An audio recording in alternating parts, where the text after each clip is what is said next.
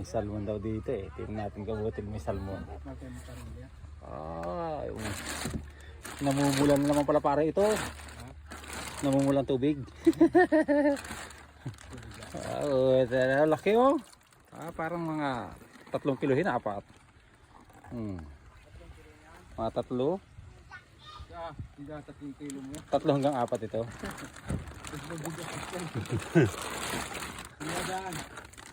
Ayos.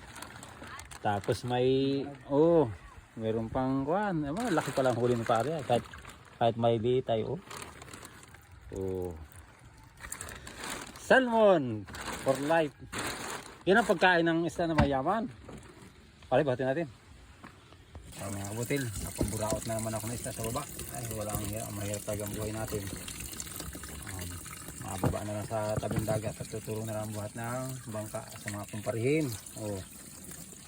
Pauubos na namin isda isang araw. Kanina, ngayon meron naman kasunod. Ay, isda na. Burot-burot po kung tawagin ko dito. Ito naman, payat kung tawagin. Masarap po itong daing. Kaya naman, pwedeng paksiw. Ayan. Ayan po. Ayan. Tapos mayroong ganito.